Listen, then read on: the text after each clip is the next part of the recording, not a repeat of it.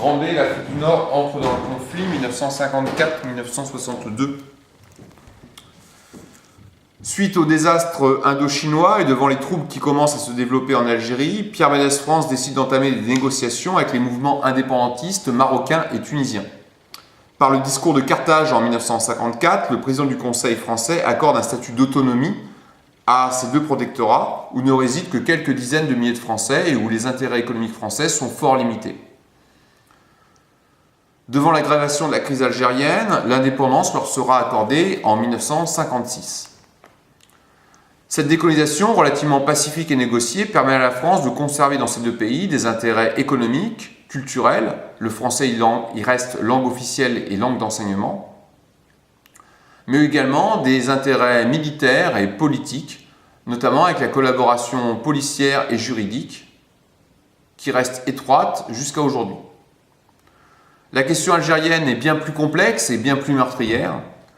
Les colons représentent près de 10% de la population résidant en Algérie. Ces FSE, Français de souche européenne, y sont présents depuis plusieurs générations. L'essentiel de ces familles s'est effectivement établi à la fin du XIXe siècle. Ils considèrent cette terre comme la leur et pour la plupart ne connaissent pas la métropole. Cette colonie de peuplement présente une société bien plus complexe que les colonies d'exploitation. Il existe des petits blancs et les FSE sont majoritairement des gens qui appartiennent à la classe moyenne, sont des petits commerçants, des petits artisans ou des fonctionnaires.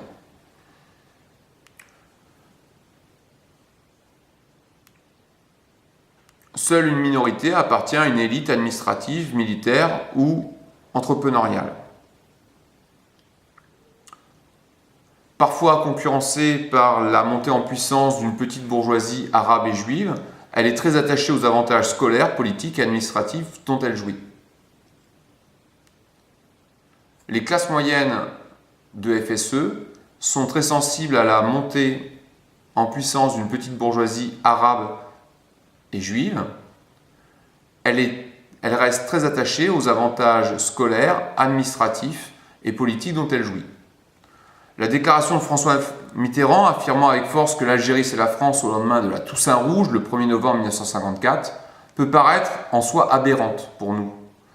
Mais elle est juste d'un point de vue juridique. L'Algérie est composée de 3 départements français. La Constitution française précise que la République est une et indivisible. Toute sécession est constitutionnellement impossible. Les populations indigènes sont des citoyens français de seconde zone. Les FSNA, Français de souche nord-africaine, n'ont pas de droit politique.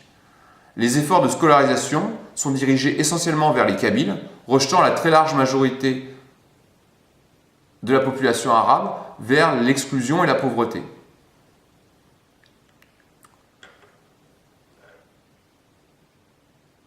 Les Arabes composent une masse à dominante rurale qui soit travaille sur les terres des colons, soit possède des micro-propriétés sur lesquelles les familles survivent. Cette agriculture vivrière ne dispose d'aucun investissement. L'économie des campagnes reste donc très largement démonétarisée. Une frange réduite des FSNA, à peu près 20%, a bénéficié des bienfaits de la scolarisation, des postes dans l'administration ou de pensions d'anciens militaires. De 1945 à 1954, les mouvements nationalistes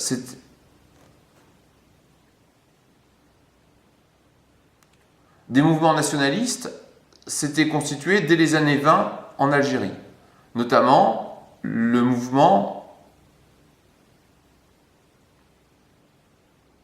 l'étoile nord-africaine autour de la personnalité du vieux Messali Hadj. En 1945, des émeutes éclatent à Guelma et à Sétif. Ce sont essentiellement des jacqueries liées à la très grande pauvreté et à la faim qui frappent des populations coupées de la métropole depuis la guerre, dans cette période de conflit. Ces émeutes ont un double caractère. Lors des défilés commémorant la fin de la Seconde Guerre mondiale, les nationalistes algériens se mêlent à la foule pour rappeler les revendications politiques. La situation dégénère, on relève une trentaine de morts de chaque côté. Par ailleurs, les manifestations violentes, que l'on peut assimiler à des jacqueries, se développent dans tout le Constantinois. La population affamée attaque des lieux où elle pense trouver de la nourriture.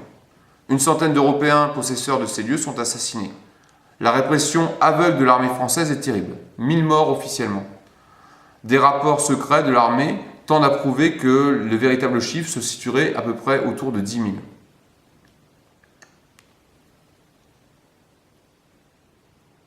Au-delà de la répression, de nombreuses exécutions sommaires ont eu lieu dans les jours qui ont suivi. Des prisonniers raflés au hasard ont été exécutés sans sommation, ni véritable procès. Ont été exécutés sans procès. Prenant conscience du soubassement économique et politique du mécontentement des FSNA, le pouvoir accorde à l'Algérie un nouveau statut en 1947.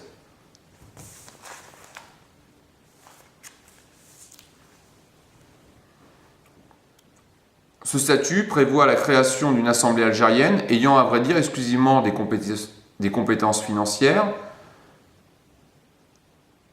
Donc, ce statut prévoit la création d'une assemblée algérienne et le droit de vote est accordé aux 9 millions d'Algériens non européens pour y élire 60 représentants. Les autres 60 représentants sont élus par le million de FSE. Toutefois, cette légère avancée sera totalement vidée de son sens par le trucage des élections. Le 11 avril 1948, par le trucage des élections. Les représentants des organisations indépendantistes ou autonomistes ne sont pas autorisés à se présenter. De 1954 à 1958, d'abord sous-jacentes, les violences éclatent brutalement le 1er novembre 1954. L'ALN, Armée de Libération Nationale, émanation militaire du FLN, Front de Libération Nationale, passe à l'action. D'inspiration marxiste, ce mouvement mène une guerre révolutionnaire contre les colons, les élites francophiles algériennes, mais aussi les autres mouvements indépendantistes algériens, comme celui de Messali Hadj. Cette Toussaint rouge, par sa coordination, frappe les esprits. La réplique menée par François Mitterrand et Pierre Mendès France est implacable.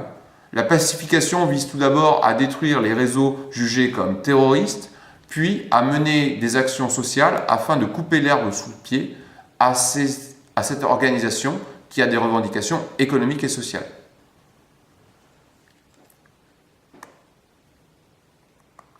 La pacification vise tout d'abord à détruire les réseaux jugés terroristes. Le pouvoir ne leur reconnaît aucune légitimité politique. Aucun dialogue n'est possible. D'autre part, elle veut accélérer les réformes sociales et politiques, rester au point mort et développer des réseaux scolaires et de santé. Dans les deux cas, l'armée est perçue comme le moyen de mener les deux tâches. La population métropolitaine soutient cette politique, à contrario des pieds noirs qui y voient une prime à la peur et une prime au crime. Les massacres de Philippeville marquent un tournant dans la guerre sans nom. Nous y reviendrons en cours, nous verrons le déroulé de ce qui s'est passé et comment elles marquèrent un tournant décisif dans l'engagement de la France. Effectivement, en 1956, la France envoie en Algérie le contingent, c'est-à-dire des jeunes gens qui font leur service militaire. Elle est censée marquer l'indéfectible attachement de la France à l'Algérie et à la volonté de lutter contre les bandes de hors-la-loi. À l'époque, le pouvoir et les médias ne parlent pas de guerre, mais de désordre interne et de rétablissement de l'ordre public. Cependant, l'envoi de jeunes conscrits effectuant leur service militaire marque un tournant net dans l'opinion publique sensible à la mort de ces jeunes gens. Les politiques métropolitains, mesurant l'impossibilité de la mesure et les dommages diplomatiques collatéraux, ainsi que l'impact financier considérable sur une France déjà largement affaiblie, vont commencer à virer casaque.